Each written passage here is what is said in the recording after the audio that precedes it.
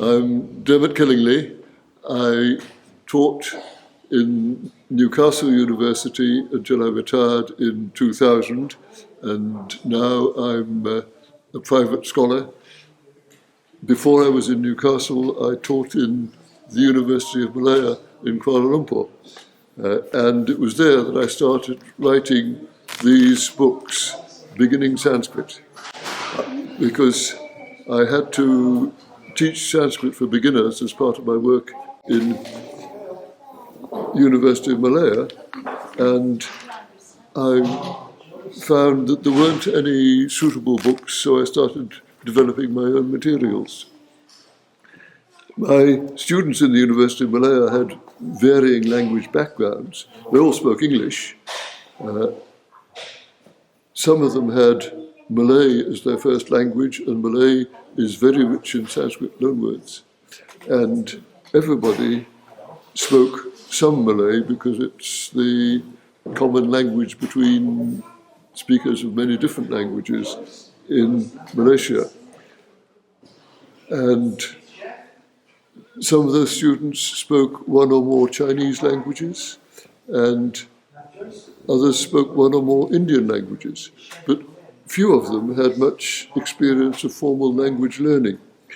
And it soon became apparent that none of the Sanskrit course books available at that time would be suitable. Many of them assumed a background in Latin, which they didn't have, or very few of them had. And all the books that were available moved too rapidly to give practice in the sound system of the language and the writing system and the inflections and the syntax. And I was fortunate in having colleagues in other departments who were interested in linguistics and in language teaching. And with their advice and encouragement, I developed my own teaching materials. I continued developing them while I was teaching in Newcastle University, where I was from 1970 to 2000. And this course in 3 volumes is the result. It was published in its present form in 2004, after I retired. And it's designed for students taking Sanskrit as a minor or subsidiary subject, or students wanting to do research in Indian sources in Sanskrit. And it can be completed in a year if you give a third of your time to Sanskrit. You don't need any previous experience of formal language learning. You can follow the course without a teacher if you like. So some people find too much explanation and they can skip it with the things they know already about phonetics or linguistics. And I haven't entirely followed the grammatical terminology used by Indologists, because some of it, as the Indologists very well know, is inappropriate. So I've adapted the terminology somewhat with the help of my wife, Dr. Siew-Yue Killingley, who was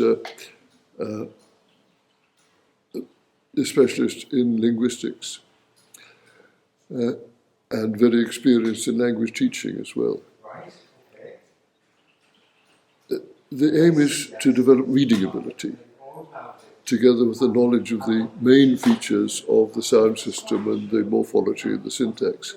And the guiding principle of the course is to introduce the features of the language gradually, not throw everything at once at you. So you don't have to learn the whole writing system. You don't have to learn the whole Sandhi system. Sandhi comes in bit by bit from the third lesson. And each lesson includes drills in which the features you're learning are repeated, and a reading passage, which, except for the first few lessons, is a story adapted from Sanskrit literature, mainly from the Panchatantra, which is a great collection of stories that exists in several versions in Sanskrit and also exists in other languages. As the course progresses, the stories become closer to the originals until story 66 at the end of the course is very much as London wrote it in the 8th century, except for a few changes they've done to make it shorter and clearer. The purpose of including stories is to give you experience of reading, and it also avoids confronting you with separate sentences without any context, which is very dull, and it's linguistically unsound, because real sentences always have a context, whether other sentences that have been said before or an extra linguistic situation. You don't say, here's the bus coming, unless you're at a bus stop waiting for a bus. So that's the extra linguistic situation. In Sanskrit, sentences often have a word at the beginning or near the beginning, like he, meaning for, or tu, meaning but, or ota, meaning so, which shows how it's related to the previous sentence. And that wouldn't make sense if there wasn't a previous sentence. So continuous prose is important for learning the language. Language teachers and language learners know that words and inflections and sentence patterns and other features of a language are more likely to be remembered if you use them. And many language courses try to simulate real situations, asking your way on holiday and that kind of thing. In this course, it's assumed that the most probable situation that the learner wants to prepare for is reading. So it gives you experience in reading.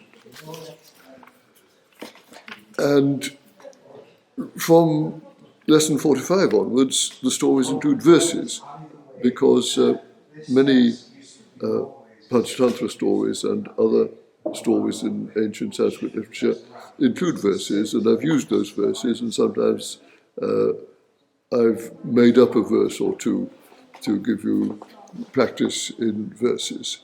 And one source of difficulty for learners is the Devanagari script. So from the beginning, I use Roman script, and I only introduce Devanagari in lesson 23. And the complications of Devanagari are spread over 5 lessons, lessons 23 to 27. But for users who already know Devanagari, the new edition will have Devanagari transcriptions of the stories from the beginning. And each lesson contains explanations and oral practice to enable you to produce correct sentences by following the examples given. And then there's a passage for reading, except in lesson 9, which is a kind of review of the sound system, and in the lessons that deal with Devanagari. And there are some exercises for you to write. At first, the reading passages use very limited vocabulary and grammar, but I've tried to write sentences that are at least possible, even if they're not very probable.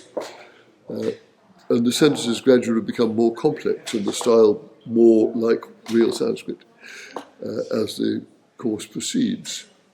And the stories which are given as reading passages are in a mainly concrete vocabulary in which the meaning of a word can often be given in one English word. Bagala means cat.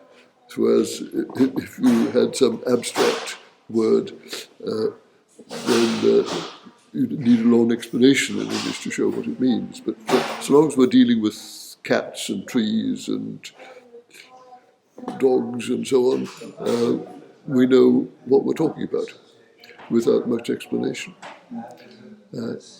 And while the stories familiarize you with some aspects of ancient Indian culture, they don't bother you with difficult cultural concepts while you're busy with the language. And each story has been adapted to avoid forms that you haven't encountered yet, and to increase the frequency of forms that you are learning now, to give you more practice. One point about the stories relating to culture is gender.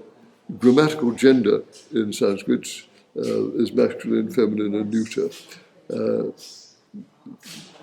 roughly speaking, words that refer to men are masculine, words that refer to women are feminine, words that refer to things can be masculine or feminine or neuter.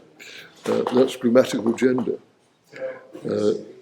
But it so happens that in the Panchatantra stories, most of the participants are male characters, not many female characters.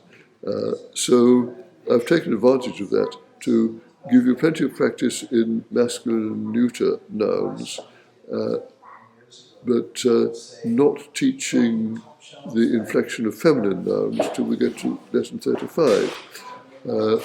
Now, once we get to lesson 35 and lesson 36 onwards, and we can use feminine nouns, you get a different type of story, because you get sexy stories, erotic stories.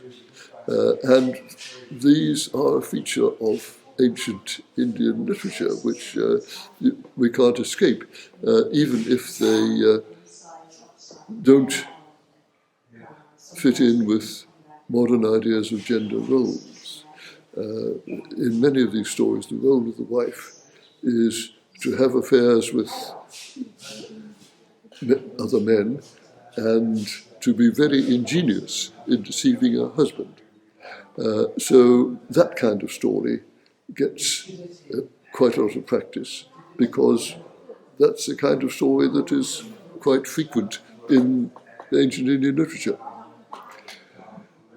By the standards of other courses in the Western tradition, it moves very slowly. It doesn't take the 6 or 12 years that Sanskrit texts often refer to.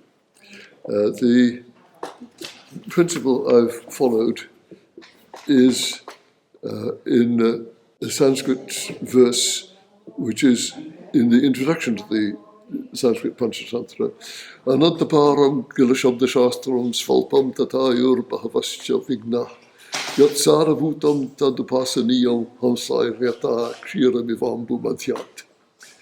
Book learning is endless, life is short, and the difficulties are many. We should keep to what is essential, like geese extracting milk from water. And the idea that geese can extract milk from water is one of those features of ancient Indian culture that you may not be familiar with, but you become familiar with as you read the stories.